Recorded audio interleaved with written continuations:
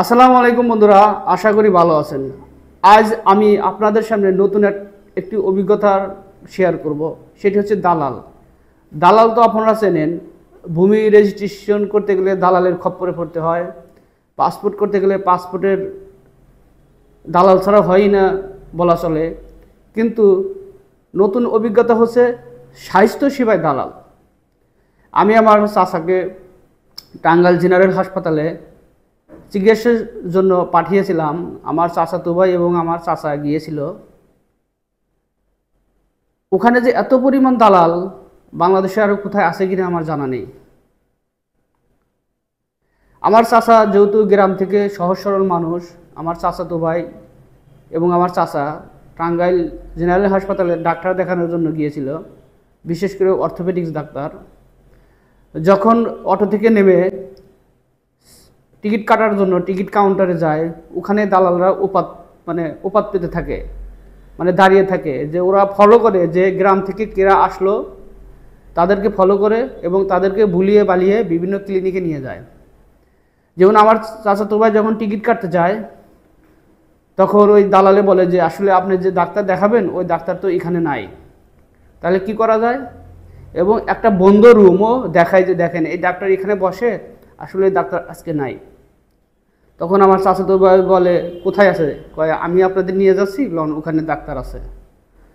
তখন সে আমাকে না জানিয়েই সে একটা ক্লিনিকে নিয়ে যায়, সাধারণ একটা এমবিবিএস ডাক্তার দেখায় এবং ভিজিটও দেয়। কিন্তু ওই সময় বিপত্তি বাদে যখন অনেকগুলি পরীক্ষা দেয়, তখন আমাকে ফোন দেয় যে ভাই এই ব্যাপার, 4,000 টাকা পরীক্ষা ফি আছে, তুমি কথা বলো। তখন আমি তো জিজ্ঞাসা করলাম যে তুমি কোথায়, সদর হাসপাতালে নাকি? কয় না, আমাকে তো ক্লিনিকে নিয়ে আসছে। পরে কি কি টেস্ট দিছে, অনেক বড় একটা অনেকগুলো টেস্ট দিছে।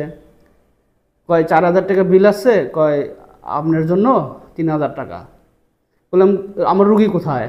কয় আমি তো ক্লিনিকে নিয়ে আসছি। কয় আমি আপনাকে কি ক্লিনিকে নিয়ে আসার জন্য বলছি? আমি তো আমার রুগীকে পাঠাইছি জেনারেল হাসপাতালে টাঙ্গাইল, গরিব মানুষ চিকিৎসা নেবে এই জন্য, আপনি ক্লিনিকে নিয়ে গেছেন বুঝলাম না। তাৎক্ষণিকভাবে আমি আমার এই চাচাকে ওখান থেকে নিয়ে আসি এবং টেস্ট করাই না। আসলে যারা আমরা টাঙ্গাইলবাসী আছি তাদের সতর্ক হওয়া উচিত।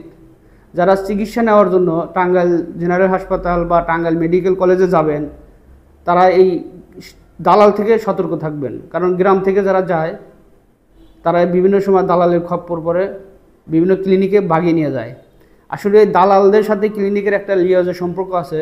তারা এই রোগীকে ভাগিয়ে নিলে ওই টেস্ট থেকে কিছু কমিশন পায়, কিন্তু গরিব মানুষ এভাবে নিঃস্ব হচ্ছে এবং সঠিক বিশেষজ্ঞ যে চিকিৎসা সে চিকিৎসাও পাচ্ছে না।